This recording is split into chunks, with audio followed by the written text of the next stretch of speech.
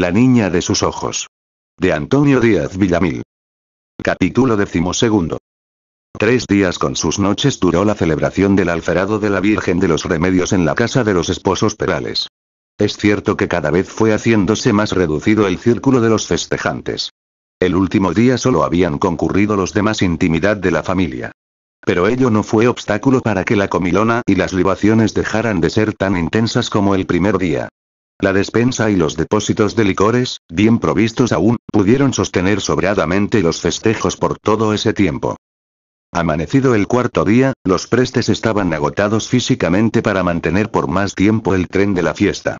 Muy entrada la mañana levantáronse doña Saturnina y don Ciriaco. Tenían el organismo estragado por los excesos de los días anteriores. Especialmente su sistema nervioso estaba desquiciado y les hacía sentir esa depresión psíquica que los bebedores criollos llaman la canción. El cuerpo calenturiento y en la garganta una sequedad de desierto tórrido. En suma, estaban en ese estado postalcohólico que la gente del pueblo llama chaquí. Y, como es costumbre entre esas gentes, y aun entre las otras, curarse del chaquí, así resolvieron hacerlo los Perales. Comenzaron por mandar a llamar a 2 o 3 de los más amigos. Reunidos así en un pequeño círculo, prepararon los calentados de pisco y las juntuchas para curar el cuerpo. Se sacaron colchones y tendidos al sol, en el patio de la casa, y recostados en ellos con sus amigos. Pasaron su día. En medio de su laxitud y con el espíritu embotado, los del grupo, mientras comían y bebían, fueron rememorando lánguidamente los incidentes de la fiesta. De pronto, en medio del anulamiento mental del espíritu de don Ciriaco, se alzó su afán paternal por tantos días relegado. El obrero acordóse de su hija y preguntó a su consorte. Satuca. ¿Y qué es de nuestra domi? Está, pues, arriba, le contestó la esposa. ¿Y no le dijéramos que baje para que esté con nosotros, ahora que estamos casi en familia? No, Ciriaco. Eso sí que yo no le digo. ¿Por qué? ¿Acaso no es mejor que salga en lugar de que esté cerrada como una monja en su cuarto? No, Tatay. Ya sabemos que no le gusta estar con nosotros. ¿Para qué vamos a exigirle una cosa que no quiere? Quedó Ciriaco silencioso y meditabundo. A poco, manifestó, con igual amargura que su mujer. Tienes razón, Satuca. Esa chica ya es de otra laya. Vencido por su dolorosa reflexión, se tendió al sol, junto a sus amigos. Pero ya no pudo permanecer tranquilo. La inquietud por su hija iba en aumento, hasta que, despreciando un nuevo vaso de cerveza que le ofrecía uno de los contertulios, se incorporó para decirle a Saturnina. Choy, Satuca. Yo creo que, aunque no baje la chica, nosotros debemos subir a verla, siquiera un ratito. Es mejor dejarla tranquila, Ciriaco. Así me ha rogado ayer. Dice que, por favor, no la molesten. Que no quiere ver a nadie. Pero, ¿y si necesita algo? Los sirvientes suben a cada rato. Si no quiere recibir ni la comida. Entonces, a lo mejor, está enferma. Yo también he creído eso. Pero, ella me ha dicho que no tiene nada. Calló el obrero. Pero no tardó en volver a insistir. El corazón me dice que algo siempre debe tener esa chica. Subiré nomás a verla. Seguro que la vas a molestar entrando a su cuarto. Claro será. Subió don Ciriaco hasta el piso alto. Desde la puerta y con medrosa voz se anunció a su hija. Penetró solo cuando una voz débil le dio el permiso. Tommy no estaba en el living. Pasó al dormitorio y allí quedó demudado al encontrar desfallecida a su hija. La muchacha acababa de sufrir una gravísima crisis nerviosa. Poco antes de llegar su padre estaba recobrando el conocimiento. Tenía el semblante extremadamente pálido y sus miembros, adormecidos aún, no la obedecían, siquiera para levantarse del suelo en el que yacía tendida y buscar la cama. Ver aquello don Ciriaco y salir de un salto al corredor a dar la voz de alarma fue cosa de un instante. Satuca. No sé qué tiene nuestra domi. La chola, arrojando los vasos y botellas que tenía junto a sí, se apartó del grupo y trepó desolada a las gradas. Los amigos la siguieron azorados y se agolparon a la puerta, mientras Saturnina entraba a la alcoba. Entre ella y Ciriaco acudieron a la joven y la colocaron solícitamente sobre la cama. ¿Qué tienes, hijita? Exclamó la chola afligida, sin atreverse, como hubiera deseado, a acariciar esa frente que el sudor frío bañaba, adhiriéndose a la piel algunas querejas de cabello.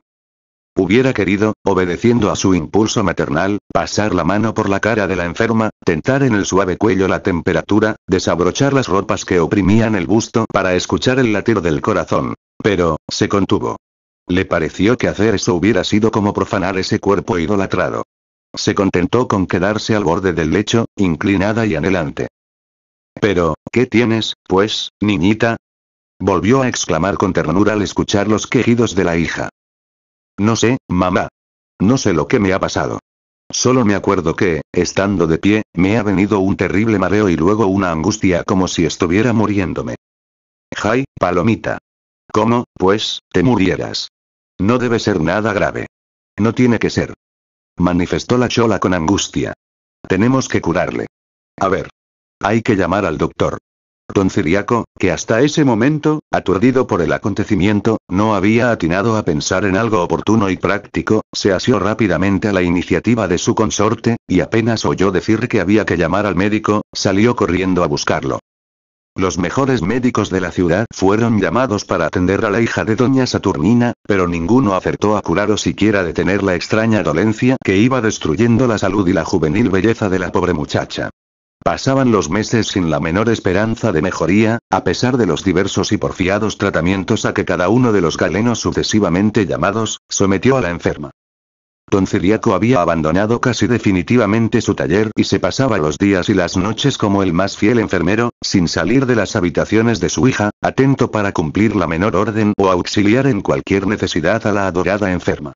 Por su parte, doña Saturnina también procuraba quedarse junto a su hija el mayor tiempo posible, y solo de tarde en tarde, iba con repugnancia a su puesto del mercado, nada más que porque no se dañara la fruta que le llevaban sus caseros.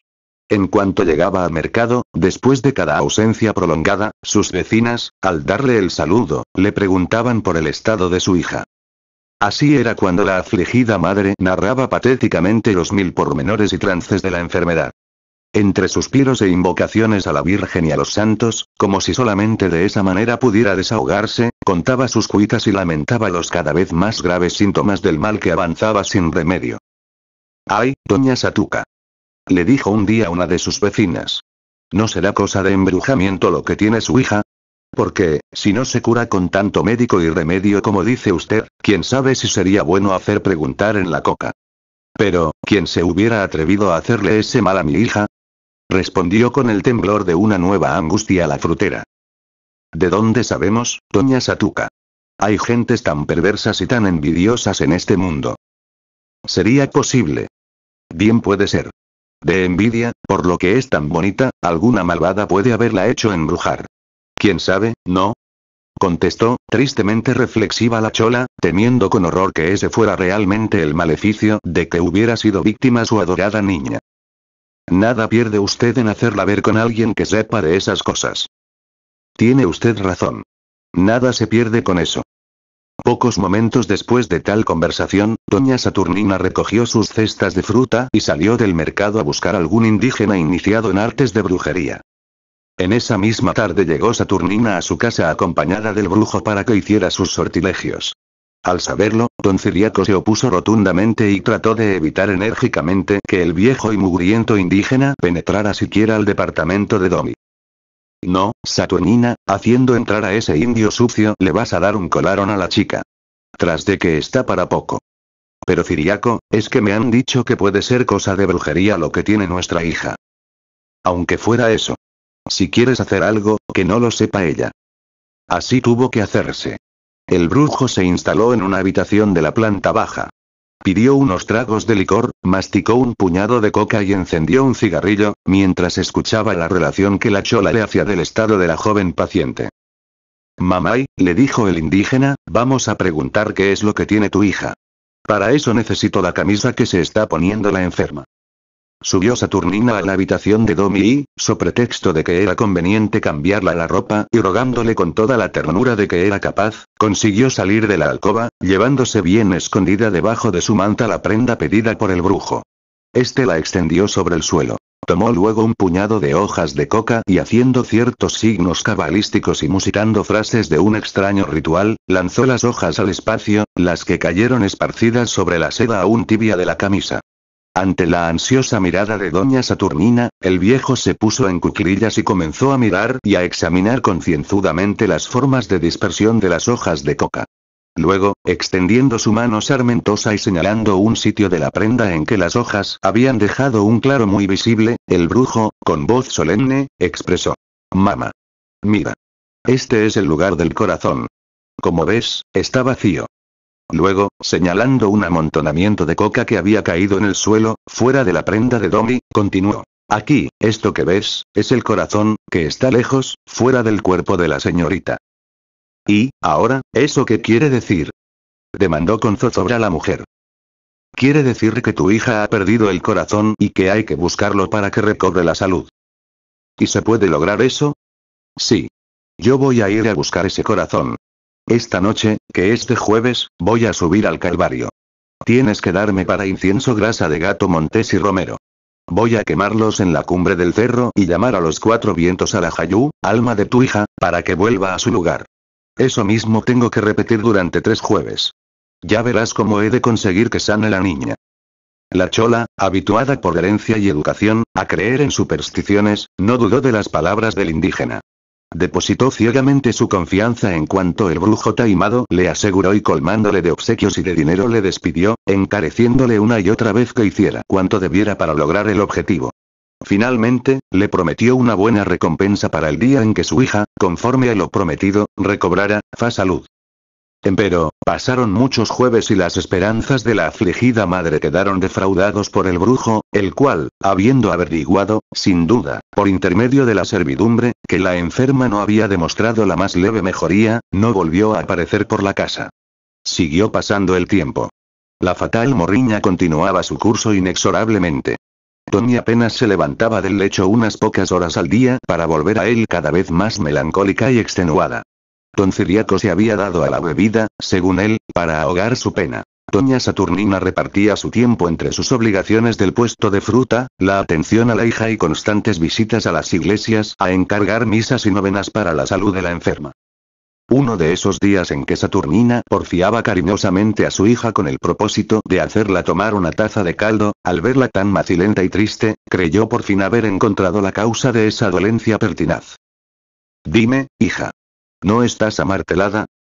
«¿Qué es eso, mamá?», preguntóle ella con voz apagada y melancólica. «Es, pues, enfermarse del corazón por extrañar algo que se quiere mucho». «No sabría qué decirte, mamá», respondió la muchacha con desaliento.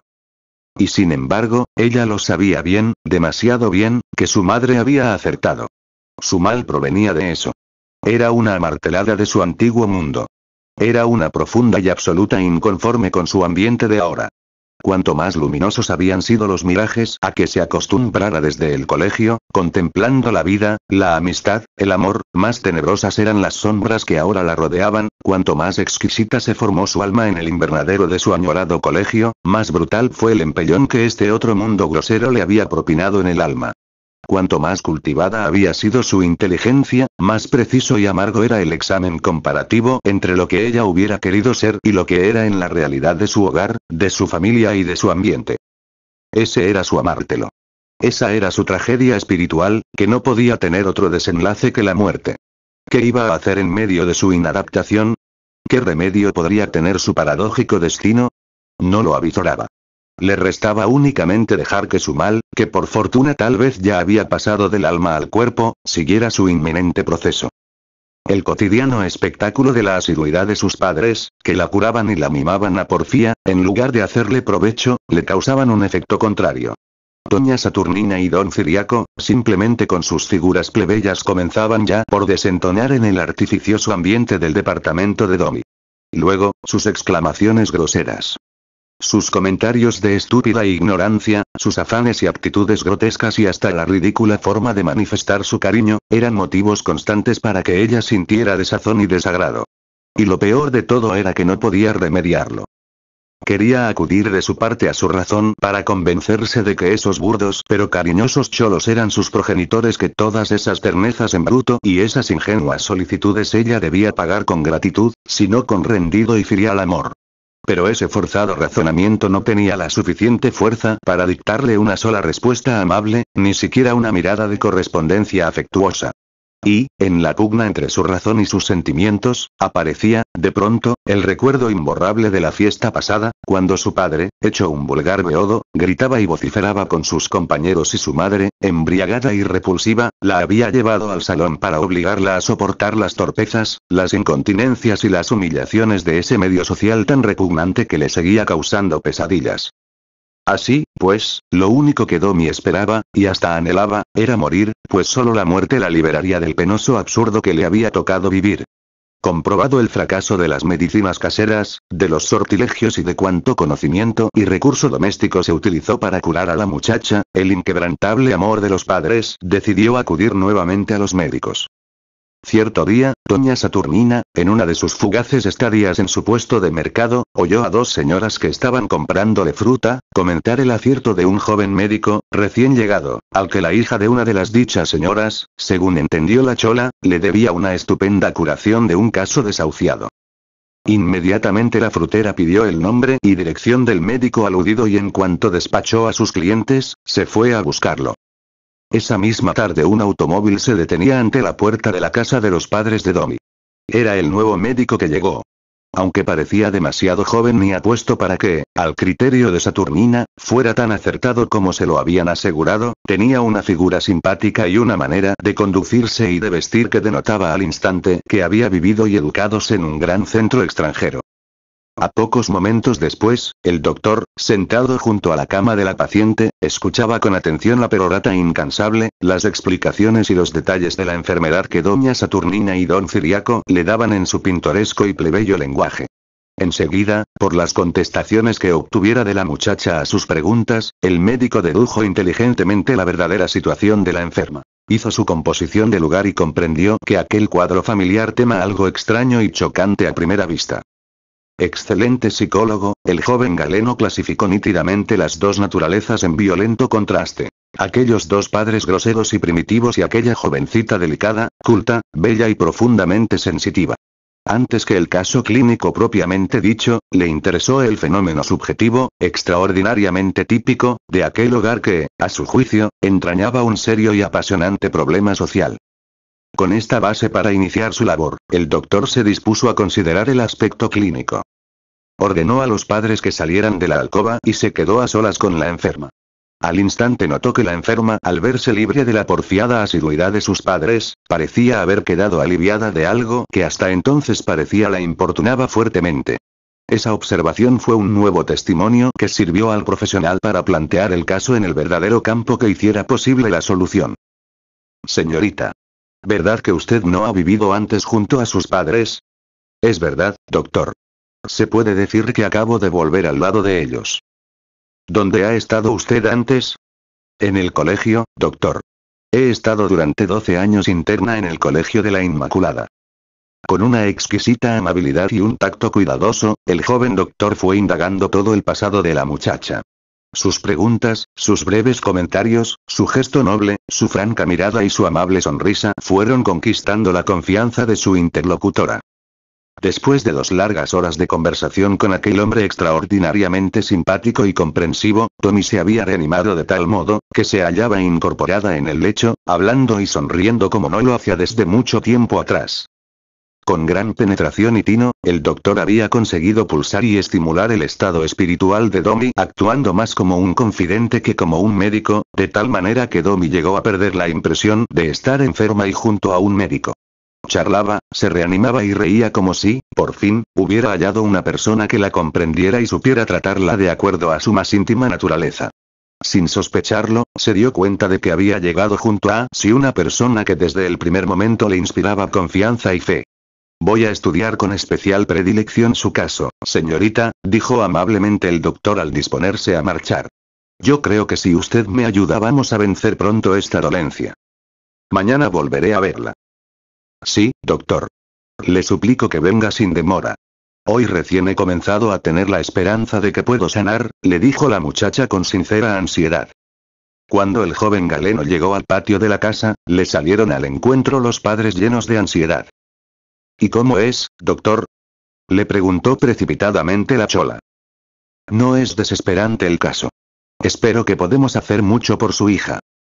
Ojalá, pues, doctor. Ojalá usted acierte después de que tanto la hemos hecho curar sin resultado. Sí. Yo les prometo que desde ahora me haré cargo de estudiar y tratar a la enferma en lo que creo que es su verdadera dolencia. ¿Ha dejado usted sus recetas? Preguntó don Ciriaco. Ahorita mismo he de correr a la botica para traerlas. ¿De la botica? Contestó, sonriendo significativamente el doctor. No. El remedio que esa enfermita necesita no está en ninguna botica. ¿Y entonces, doctor, qué vamos a hacer? Preguntó desilusionado el obrero. ¿Acaso no va a tomar nada? Añadió Saturnina con desencanto. Nada. Este caso es muy especial. Pero, entonces, doctor, ¿cómo, pues, la vamos a curar? Ya veremos, ya veremos. Por ahora, no se preocupen y déjenla tranquila. Suban a verla lo menos que puedan. Eso es todo. Hasta mañana. Salió el doctor, dejando desalentados a los dos cholos. Al quedarse solos se miraron acongojados, como si trataran de comunicarse su mutua decepción por lo que acababan de escuchar, hasta que Saturnina, retirándose de Ciriaco, con la cabeza rendida de tristeza, se alejó murmurando. ¡Ua! Este doctor. Entretanto, la enferma, allá, en la penumbra de su alcoba había quedado mucho más sosegada que cuando la encontrara el médico. Aquellas 2 horas de conversación amigable, casi sin tocar asuntos de su malestar físico, le habían servido de sedante. Luego, la relación que, a iniciativa del médico, le había hecho de su pasado, si bien no había llegado a comprender los detalles íntimos, le sirvieron a la muchacha como de un desahogo por primera vez. Y, por fin, la atenta y cordial manera como él la escuchaba y demostraba su comprensión, le dieron la alentadora certeza de que todo cuanto ella decía y le preocupaba era apreciado y valorado en toda la significación y trascendencia que hasta entonces ella sola había dado a su absurda situación. Ninguno de los médicos que la habían atendido le fue tan simpático ni le despertó tan completa confianza. Aquellos se habían concretado a examinar la presión arterial, el funcionamiento del corazón, las reacciones nerviosas y muchos otros fenómenos puramente orgánicos, y luego a prescribir el tratamiento que, con pequeñas diferencias, todos repitieron hasta el cansancio y sin el mero resultado. Pero, este otro le pareció completamente diferente por su persona, por su acogedora cortesía, su desdén por los procedimientos propiamente clínicos y, sobre todo, por la franca aproximación espiritual que hacia ella demostraba. Aquella noche se durmió con menos agitación y malestar, pensando y esperando en que llegara el siguiente día y con él se repitiera la visita del nuevo doctor. Tal como había prometido, el doctor volvió a ver a Domi todos los días y con estricta puntualidad. Día tras día se sucedían largas y confidenciales conversaciones sostenidas por el médico sin mezquinar el tiempo ni estar pendiente del reloj como los anteriores doctores, urgidos por la obligación de sus visitas a los demás pacientes. La llana conducta y la generosa dedicación de su tiempo fueron dando a la presencia del galeno un carácter de visita casi familiar que despertó en la enferma una cordial simpatía. En una de tales visitas, cuando el doctor juzgó que Domi estaba suficientemente restablecida para soportar el planteamiento de su situación, le habló así. Dígame con toda sinceridad, como si fuera yo su confesor, ¿qué impresión le causa el ambiente de su hogar? Me es insoportable, doctor. Ya lo imaginaba. Usted ha sido educada para otra cosa. ¿Y cuál es el estado de su espíritu con respecto a sus padres? Todo un dramático conflicto, doctor. Ellos me idolatran a su manera. Pero, le diré, por fin, a usted, sus sacrificios, sus desvelos, su amor no alcanzan a despertar en mí, no digo afecto filial, ni siquiera elemental gratitud que pudiera imponerme el deber de transigir con sus ideas y tolerar sus costumbres y hasta su misma presencia. ¿Se da usted cuenta, doctor, de lo que todo eso significa? Me doy perfecta cuenta y comprendo su caso. Usted no es más que una inadaptada y por eso su mal es de descentramiento espiritual y social y de amargura afectiva. ¿Y eso tiene remedio, doctor? Que sí tiene. Ya está usted en el camino de su curación, señorita. ¿Verdad, doctor? Y al preguntarle así, la cara empalidecida de Domi y su constante gesto de melancolía se iluminaron con una leve sonrisa y una luz de aliviadora esperanza asomó a sus lindos ojos negros. El doctor le contempló con suma atención y glosando ese gesto de alivio de la muchacha, le dijo. Se lo aseguro y así lo prueba esa su sonrisa, esa luz de sus ojos y ese su mismo afán de vivir que demuestra después de su anterior pesimismo. Lo que usted necesitaba, ante todo, era un confidente, una persona que haciéndose cargo de la secreta naturaleza de su dolencia, la comprendiera y supiera infundirle el empeño de vivir y de luchar. Sí, doctor. Eso es lo que yo necesito, exclamó la muchacha con sincera vehemencia. Necesito un amigo. Un verdadero amigo. Mientras manifestaba eso, su mano delicada como un tibio pétalo de lirio, se levantó de las blondas del lecho en actitud de un profundo anhelo de amistad. La mano del doctor se alzó también varonil y cordial. Y esas dos manos apretadas en afán de mutua simpatía, subrayaron más elocuentemente aún las frases que entre ambos continuaron. Seré su amigo, señorita. Seré su amigo para transmitirle toda la fe y la ayuda que necesita. Gracias, con toda el alma, doctor. Lucharemos los dos contra su mal, que no es más que de amargura y de soledad. Y venceremos. Lo importante es luchar y para luchar solo hace falta tener un ideal. En su caso, con su educación y su gran categoría espiritual, usted muy fácilmente ha de vislumbrar ese ideal, es decir, una causa noble y grande que la levante de sus actuales desesperanzas, que le haga perder de vista el absurdo social en que vive y que le estruja el alma. Sí. Necesita usted una gran finalidad a la que usted pueda consagrar su juventud, su talento y las bellas virtudes que revela su alma profundamente sensitiva. ¿Y qué ideal podría ser ese, doctor? Oh, no hay que apresurarse. Es cuestión de que ambos vayamos meditando con calma. Un ideal no se busca como quien elige un traje. Pero, estoy seguro de que, de su misma situación actual, ha de nacer una inquietud que tomando cuerpo y determinándose de acuerdo a su espíritu, ha de convertirse en su ideal, en su razón de ser y de vivir. Sí, doctor. Deseo eso. Quiero amar y luchar por algo que me haga olvidar mi origen de señorita fracasada y de mujer que concibió un imposible. Eso es lo que anhelo con toda mi alma. Al expresarse así, su mano, cobrando insospechado vigor, se apretó a esa otra mano próxima, fuerte y noble, como si esa fuera, por el momento, la mejor forma de concretar aquel ideal que su amigo le anunciaba. Cada visita del doctor era una nueva dosis de aliento que se iba traduciendo en positivos factores de una lenta pero segura mejoría, complementada con la administración de tonificantes y remedios tan sagazmente prescritos que no tenían para la enferma el sabor de odiosas medicinas. Tommy muy pronto estuvo en condiciones de mantenerse ya en pie durante una buena parte del día. Fuésele despertando el apetito. Aumentó ostensiblemente de peso. Sus colores y sus encantos tornaron a manifestarse aunque incipientes todavía, pero por ello mismo más delicados y graciosos. Se hubiera podido decir que la muchacha era el esbozo de una obra maestra sobre la cual el inspirado artista añadía cada día un detalle de líneas, color o de luz, para ir completando fervorosamente su obra.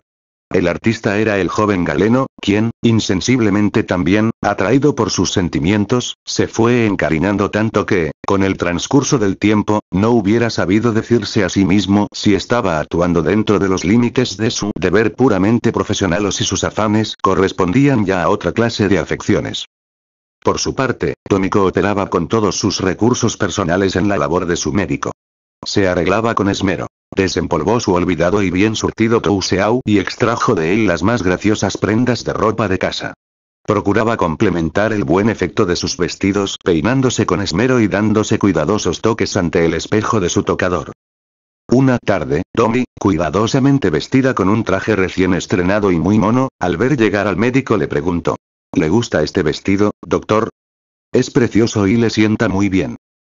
Lo he estrenado ahora, doctor.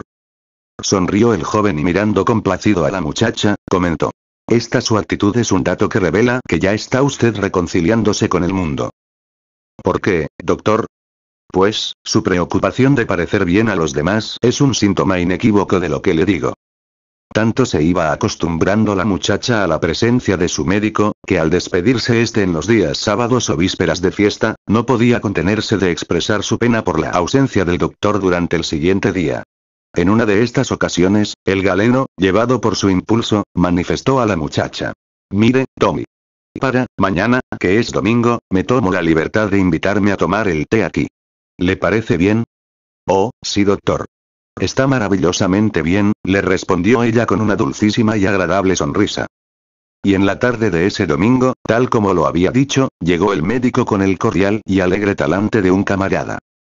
Cómodamente instalados en el living, ante la mesa servida con el té, pasteles, dulces y licores, Tommy lucía un precioso traje de tul vaporoso y un cuidadoso peinado de última moda. El doctor la contemplaba con ojos cautivados. Así pasaron una tarde deliciosa. Bueno, Tommy, todo este tiempo hemos hablado de usted, de su vida, de su salud. Ahora quiero hablar de lo mío. Deseo pagarle su confesión con la mía. Me ha sido tan grato encontrar en usted tanta sensibilidad, inteligencia y gracia reunidas, que siento yo también el ansia de contarle mi vida, mis años pasados, mis labores presentes y mis aspiraciones para el futuro. Créame, Tommy, que nunca hasta ahora me he considerado tan próximo a nadie hasta el punto de atreverme a confiarle mis intimidades. ¿Será posible, al conocer también las suyas, usted me está invitando a esta hermandad espiritual? Esto que digo le dará la medida de mi manera de ser. Soy ante todo un romántico y las cosas del espíritu ocupan en mi vida mayor campo que las preocupaciones profesionales. Ante la complácida y profunda atención de la muchacha, el joven profesional, ameno y locuaz, le contó su historia, sincera y desnudamente, como si la narrara a su hermana o a su amada. Se llamaba Joaquín Arenal. Era natural de la misma ciudad. Hijo único de una conocida familia con antepasados próceres de los primeros tiempos de la República. Nació y vivió su primera infancia en la suntuosa casa solariega de sus progenitores. Allí la vida le había saludado con sus mejores dones. Su padre, cariñoso, hidalgo y honrado. Una madre, noble, buena y bella. Unido a todo esto una gran fortuna, producto de unas riquísimas minas de oro que poseyeron y habían explotado sus abuelos en una lejana y poco accesible provincia tropical. Este caudal les había permitido a los padres de Joaquín viajar a Europa y educar al hijo en los mejores colegios y durante las vacaciones elegir cada año un lugar de veraneo, ya en la Costa Azul, en la orilla de los lagos suizos, en Ostende, en Venecia, en Constantinopla o en el Egipto. La terminación de sus estudios secundarios coincidió con una gravísima situación económica de su familia. Su padre, que hasta entonces era un perfecto hombre de bien, había comenzado a frecuentar los casinos y lugares de juego. Un día salió de Monte Carlo sin un centavo y con toda su fortuna perdida. Apenas pudieron disponer de lo preciso para el pasaje de retorno a la tierra natal. Al volver solo les quedaba la casa solariega y algunas haciendas. Hubieran podido vivir holgadamente, adaptándose al sencillo marco de la vida bastante aldeana que por entonces se hacía en el país, pero, el padre, acostumbrado ya a los grandes centros europeos, no se resignaba a vegetar en el mermado ambiente nativo y se dolía especialmente de no poder continuar la esmerada educación de su hijo hasta darle una brillante profesión. Por eso resolvió consagrarse afanosamente a rehacer su antigua fortuna. Como era lógico, eligió la minería. Sobre las propiedades que aún le restaban, contrajo un crecido préstamo que lo invirtió íntegramente en la adquisición, habilitación y explotación de unos yacimientos adquiridos a unos provincianos. Durante un año porfió en organizar y montar los trabajos con la seguridad de lograr una magnífica producción. Pero al cabo de ese tiempo, las minas resultaron pobres. Una quiebra espantosa fue el resultado de sus afanes. Y un día, el hidalgo, acosado por las obligaciones financieras, con el alma obscurecida por el tremendo contraste, tuvo la inaudita decencia de poner trágico fin a su vida. Pero, como una cruel ironía, la mina, estéril hasta entonces, comenzó a dar algún rendimiento y permitió pagar todas las deudas contraídas por el señor Arenal. La esposa se apresuró a vender las minas para liberar de hipotecas la casa y las propiedades de familia. La madre de Joaquín, mujer empeñosa e inteligente, no solo soportó el golpe de su trágica viudez, sino que algún tiempo más tarde arregló de tal manera la administración de sus bienes, que pudo, vendiendo alguna de sus propiedades y conservando la renta de otras, enviar a su hijo a Europa para que continuara sus estudios universitarios, mientras ella se quedaba en el país para sostener con economías y ahorros la estada y aprendizaje de Joaquín durante los largos años que necesitaba para vencer su carrera. De esa manera el joven volvió al extranjero, llevándose como control para su conducta y lección inolvidable para su vida la desgracia ocurrida a su padre. Joaquín hubiera deseado, de acuerdo con sus antiguas inclinaciones, dedicarse al arte o la literatura.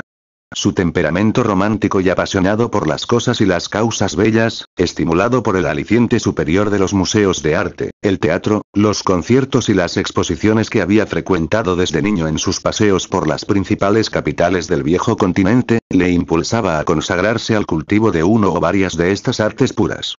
Pero, frente a las duras lecciones de la vida y, sobre todo, al cambio de su situación económica, tuvo que decidir, muy cuerdamente, por elegir una carrera más práctica y socorrida que le permitiera volver a su país para vivir de ella y poder retribuir los abnegados y generosos desvelos de su madre. Como realización de tal propósito había elegido la medicina, porque con ella pensaba aunar sus ensueños de tornar en filantropía para los seres dolientes las generosas disposiciones de su espíritu sensible e idealista. Se inscribió en una de las más acreditadas universidades y se consagró a sus estudios con tesón y entusiasmo. Cuando ya estaba por rendir el examen de cuarto año de la facultad, recibió la tristísima noticia de la muerte de su madre. La fatal nueva estuvo a punto de causarle un contraste en las pruebas de la universidad, tuvo que hacer milagros de entereza y resignación para salir adelante. Pasado algún tiempo, ordenó a su tutor que vendiera todas sus propiedades y valores, con excepción de la casa solariega, por veneración a sus padres y antepasados. Con el producto de tales ventas, Joaquín ordenó cómodamente su vida. Administró sus gastos previsoriamente hasta terminar sus estudios, quedándole aún una buena reserva para el futuro. Con su flamante título, un gran caudal de optimismo y vehementes propósitos de trabajar en su tierra poniendo todo cuanto había aprendido al servicio de sus semejantes, había regresado para establecerse en la ciudad, habiéndose iniciado afortunadamente y conseguido rápida reputación. Un solo detalle le fue ingrato. Entrar en su vieja casona y verse aislado espiritualmente, sin tener entre quienes le rodeaban nadie que fuese capaz de hermanarse con su alma. En ese momento había comprendido que era un solitario por razón de la incomprensión de los suyos. Por eso ahora comenzaba a sentirse contento de haber hallado en Domi la mujer exquisitamente conformada para ser la verdadera amiga y confidente. Mientras el doctor Arenal contaba todo eso con la sencilla y veraz manera de un cabal hombre de bien. Domi escuchaba cautivada, cuanto bien le hacía oírle. El hecho de ser la depositaria de las intimidades de ese hombre la convertía en partícipe de su destino.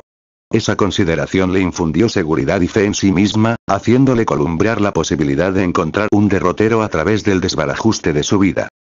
Pero, además, otro sentimiento sutil y en estado de larva brotaba de su alma, la espontánea prestancia de ese hombre joven, su educación esmerada, su correcta y sobria elegancia, la naturalidad de sus palabras y ademanes y, muy principalmente, el fondo intensamente romántico de su espíritu disimulado debajo de la serenidad obtenida por la disciplina de una vida de lucha y de estudio, fueron creando en el concepto de la muchacha la idea de un acabado arquetipo. Con un interés nuevo, creado por esa sensación, Tommy le preguntó: ¿No ha habido hasta ahora nadie en su vida a quien haya hecho usted estas confidencias? Guardó silencio el doctor, fue un silencio embarazoso que por algunos instantes ensombreció la luz de su mirada franca. Algo como el nacimiento de un suspiro se frustró en el pecho del hombre. Al fin pudo decir con la voz un tanto temblorosa: Bueno, en la vida no todo ha de ser éxito ni felicidad, luego añadió como para sí mismo, no todo ha de ser luz. Hace falta la sombra para dar relieve y perspectiva a las cosas. A Domi le llamó la atención el brusco cambio en la actitud de su interlocutor. Presintió un misterio que comunicaba mayor sugestión a aquel hombre que había comenzado a admirar. Bien, Tommy. Es preferible terminar en este punto mi larga confidencia. Es ya muy tarde y he hablado demasiado. Perdone usted. Y se levantó para despedirse con un apresuramiento inusitado. Tommy estrechó con su tibia mano la del doctor y se quedó mirando anhelosa la silueta que desaparecía en la penumbra del patio mal alumbrado de la casa.